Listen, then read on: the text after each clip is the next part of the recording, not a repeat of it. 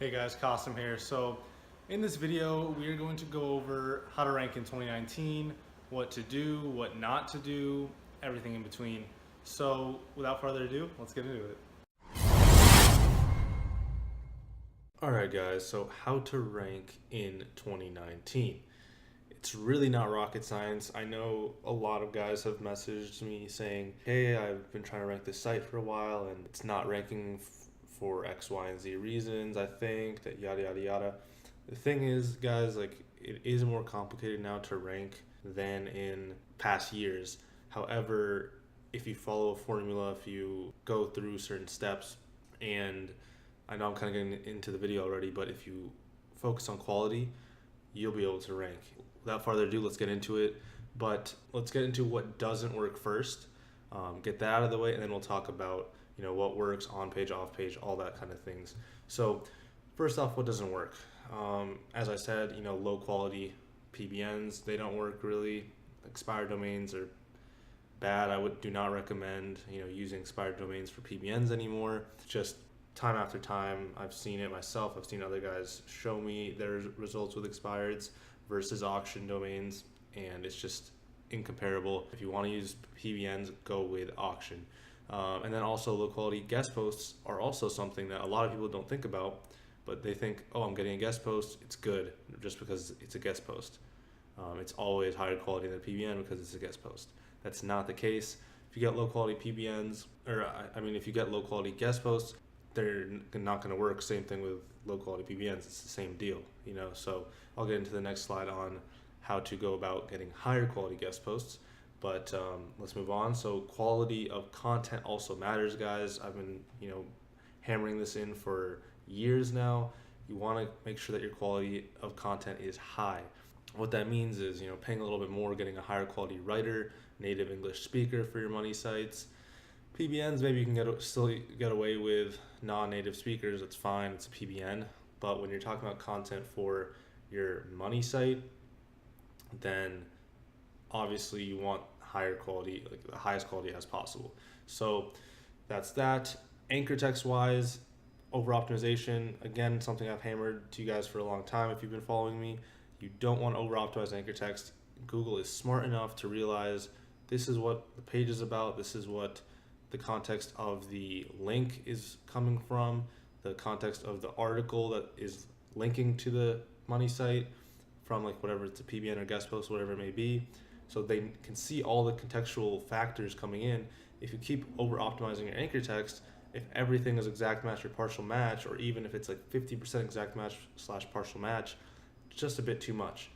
You do want to look at what your competition is doing, the top 3 to 5 or so ranking sites in your niche, and see what they're doing with anchor text. Of course, they could be hiding PBNs always. I've gone over in past videos on how to find those hidden PBNs. Lastly here, keyword density on page. You're too keyword dense is what doesn't work. Again, same idea with the over optimized anchor text. When your keyword density is too high, you're telling Google, like in a billboard type way, like, hey, I'm an SEO, I know how to game you, even though it doesn't actually work. So it's kind of counterintuitive. You're just telling Google, hey, I'm an SEO, ding my site, filter my site, penalty, whatever it may be. So that's what doesn't work. Do not do those things, and you'll see better success with your SEO efforts. So next, what does work? I'm going to split this into a couple different parts with off page and on page because there are a lot of different things to talk about here. So first off, with PBNs, you want high quality PBNs. Wow, what a shock, right? I said low quality doesn't work. Well, it works the opposite, high quality. That means auction domains, that you want them to be niche relevant domains as well. General domains don't work as well as they used to in years past. From my testing, and I've talked to other SEOs who say the same thing. So you want to keep it niche relevant, somewhat niche relevant, like in the health niche or something of that sort. If you're working in that niche, like if you're working with a dentist, a health site is fine. Just make sure that you curate that content, you contextualize the content to fit the theme of the site, of the PBN site, and your money site. So what that may look like is, if your site's generally about health, your PBN site is generally about health, you can talk about dental hygiene and then link to the dentist site, the money site. So avoid footprints as well. I've gone over this again a lot, and I'm sure most of you guys know the main footprints. Not linking to the same site from all your PBNs, or only just one site from all your PBNs kind of sets a footprint right there. Not all on like the same hosting account. You want to have different hosting IPs, things of that nature. Again, if you want me to go in depth on any of these things, leave a comment in the comment section. I can make a video going over and more in depth on some of these topics, because this is like pretty in depth.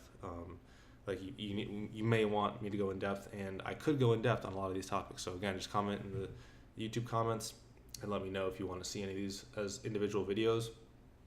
So moving on, high quality guest posts. So what that means is, again, niche relevant. Same thing with PBNs. You want to get a guest post from a site that's in the health niche if your client is a dentist, right? Pretty self-explanatory. Keep it niche relevant. And then also, a lot of people don't think about it, is these sites should be, the guest post sites that you're receiving the guest post from should be getting organic traffic from Google. So you can check that with Ahrefs, and it's pretty self-explanatory. I like to go with a minimum of 1,000 visitors per month from Google, and that's the links I sell.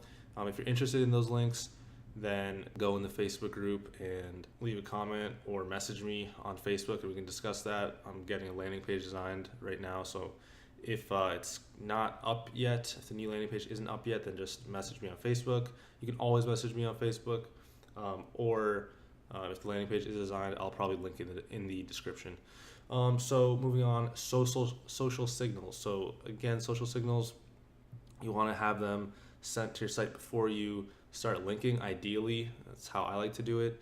What it does is they show to Google the site is being talked about on social networks like Facebook, Pinterest, whatever it may be, Twitter, and then you're getting links. So people are talking about it on those social media sites, and then you receive links because the bloggers pick it up, and then they link to your site. So it's kind of mimicking the natural way of things. And tiered link building is another one that is, I think, very important nowadays, especially this last year or so, where tier link building, if you don't know exactly what it is, basically it's building new links pointing to existing links that are already linking to your money site. So basically, I've gotten a guest post and I've sent that to my money site. I'm building a link to that guest post with the anchor text. I like to keep it generic anchor text or something related to that article on the guest post. You don't need to over optimize it, guys, but it's just sending a little juice through that and powering up that guest post. It really gets your site up there in rankings. So I really like it. I recommend it. If you want resources for that, again, just ask in the Facebook group, guys. If you're not in the Facebook group, make sure you join it. The link will be in the description. So lastly here, press release. I'm kind of double-minded on press releases. They're not necessary by any means. Some guys swear by them and say that they always get press releases. Some guys say press releases are not needed. I'm kind of in the middle. I think that they can be good if utilized correctly. So by that I mean not really relying on it to actually rank your site, but maybe getting a press release to start to kind of generate some buzz in Google's eyes. Then you send some social signals, kind of just showing Google okay, the site is being talked about, there's some buzz around it, and then you send those links in, and it's kind of like a safety blanket in my eyes, in terms of just showing Google, okay, this site is real, it's getting a press release, getting some social signals, now it's getting links, and then you pair that with good on-page, which we're about to get into, and you have a great recipe to rank pretty quickly, relatively quickly, and stay up there. Not just a kind of a fly-by site, but quality creates that long-term ranking. So moving on to on-page here. What works with on-page? Well, diverse keyword optimization. So what that means is using LSIs, keywords that are kind of related to your niche, but not exactly actual exact keywords. So say you're working in the law niche, you'd be using things like clients. You use those words, clients, defendant, maybe if you're a criminal defense attorney, things of that nature. Whereas if you're in the health niche, you might use things like patients, And then other niche, you might use customers. So stuff like that. And there's tons of examples of LSIs I can go into, but hopefully you get the idea. Again, any questions, comment below. So then moving on from that, you want to sprinkle in keywords. Look at your competition. This is huge, guys, and this is going to be a theme. Look at the competition, those top 3 to 5 ranking sites. See what they're doing in terms of on-page, like what their keyword density looks like, how they're using LSIs, how they're using videos, images, all that type of stuff, interlinking, and then you just mimic it and you try to one up them. I'm kind of getting ahead of myself right now, but you one up them and you see like, okay, they have 3,000 words of content on average between all of these sites, right? The top 3 to 5. Let's say top 5, that 3,000 is the average word count. Go for 3,500, go for 4,000, one up them a little bit, but don't go overboard. And then you add in the, smart keywords in there, not too keyword dense, but, just adding in LSI, sprinkling in a few keywords, adding some interlinking in there to related resources on your site, and using keywords from the other pages on your site that are linking to your money page, using keywords in those anchor texts, stuff like that, and it'll work wonders. And then also TF-IDF. I believe I made a video on it. I'll link that in the description from the past, kind of explaining that.